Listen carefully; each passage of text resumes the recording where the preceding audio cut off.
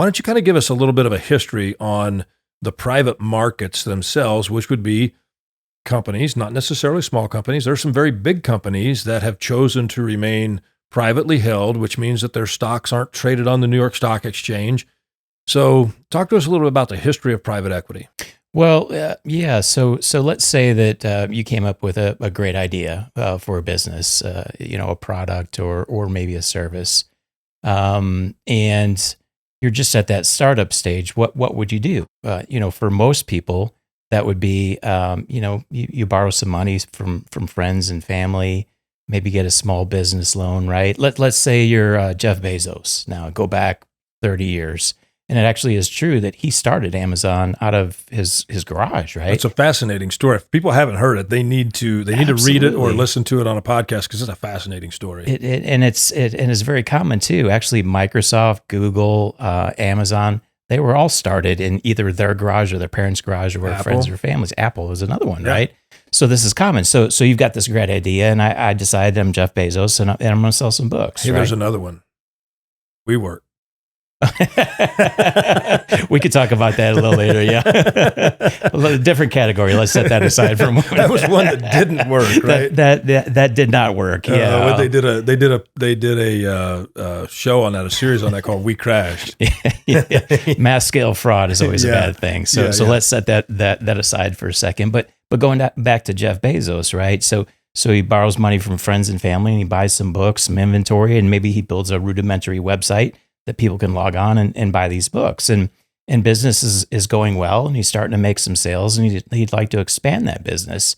Where do you go next? The friends and family are sort of all tapped out. You can't get any more loans. And so what you do is, most often, is you go to a private equity company. Now, the earlier startup stage type private equity companies are called venture capital, and they specialize in these idea stage companies. Not, again, working out of your garage. And they'll provide some funding and guidance to these early stage companies. And let's say 3 or 4 or 5 years goes by and business is building up, and he's selling more books and wants to expand the inventory and upgrade the website. Maybe he'll borrow some more money from venture capital.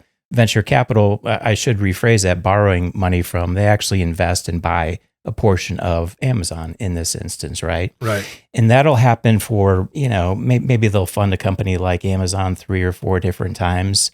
And then, about year 5 or 6, venture capital companies, because they really specialize in these really idea stage early startups, and they don't want to get too concentrated in any one singular company. So Jeff Bezos says, hey, I need to expand some more. And they might say, hey, we love what you're doing, and you're doing great, but we're out. Our thing is really kind of the early stage stuff, right? But Jeff Bezos has got to expand. And that's where the private equity companies come in, right? So they'll continue funding, buying more pieces of Amazon in this instance, and help them grow. Historically, if you go back about 20 years, the life cycle of a private company that's doing well, like in this case, like an Amazon, right? They're doing well, they're expanding, they're gaining traction, maybe not profitable yet, but really doing well.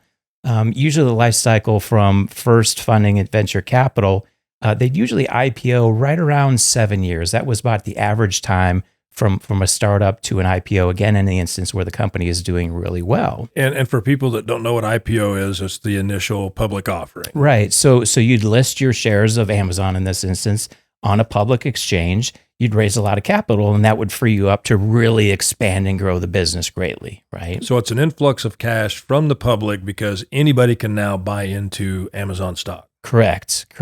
Now, the landscape has changed greatly over the past 10 or 15 years in this regard, because like I said, it usually was about the 7-year mark that these companies would IPO.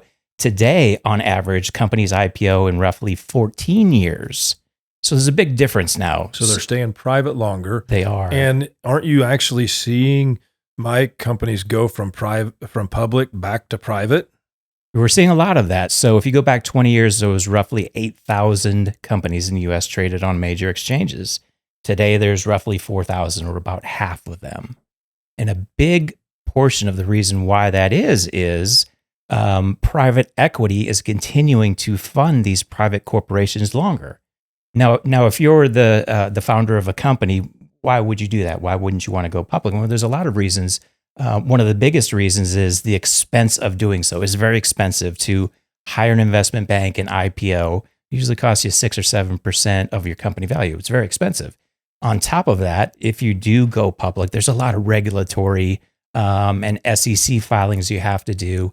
So there's a lot of sort of administrative work that you have to do, and there's a lot of expense with that, and you have to hire additional staff to sort of manage and service all of that.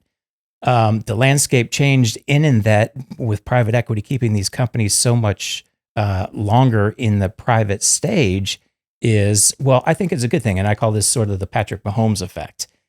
When he was drafted out of Texas Tech, what was that, 3, 4, 5 years ago, right?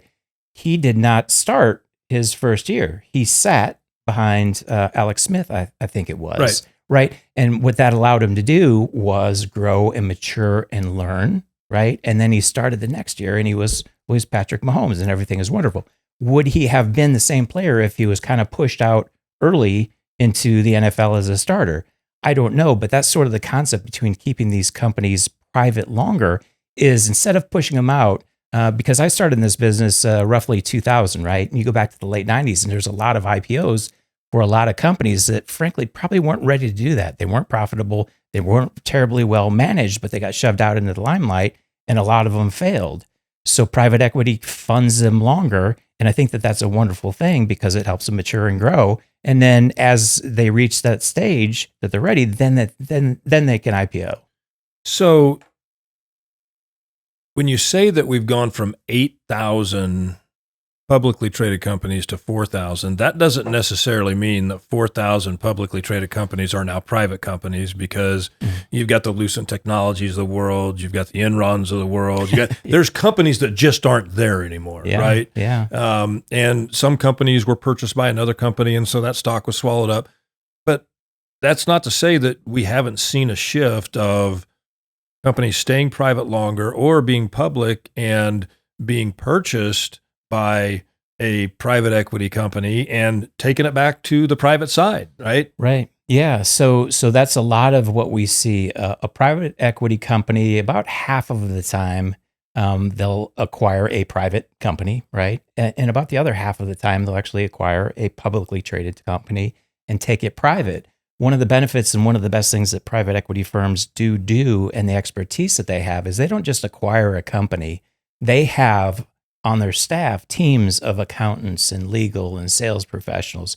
So they acquire a company, but then they go in and they work with the management of those companies to help them run it better, right? So they're incentivized to do that. Private equity companies will usually invest in a company, get it running better, increase profitability, which i.e. increases the valuation of the company, and usually about the 10-year mark, then they'll sell it off. So they're really adding a lot of value to these companies.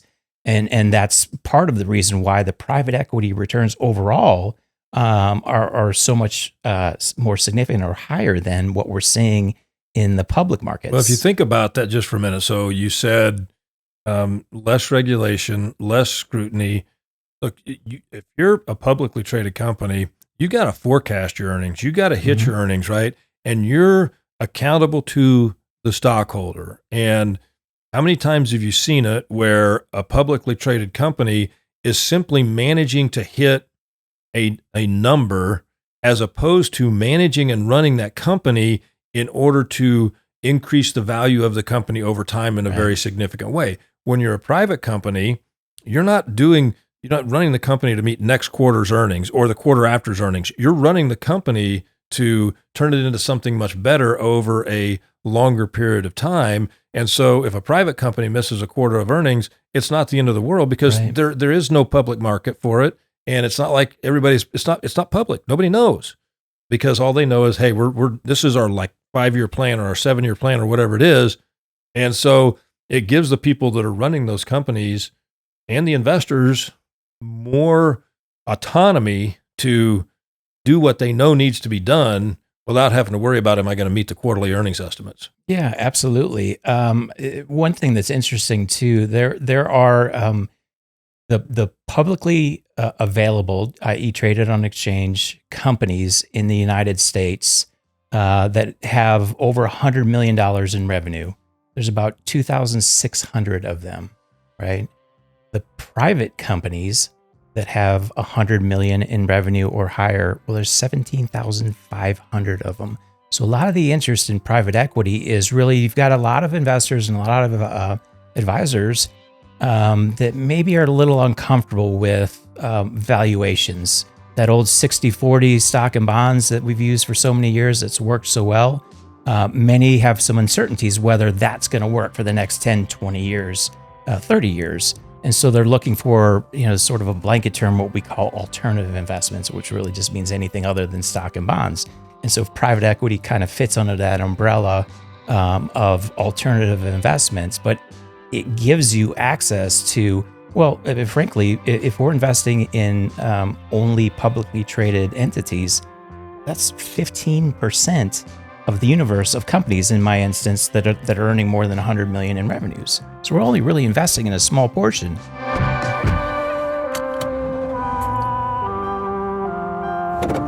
Starting your route to retirement.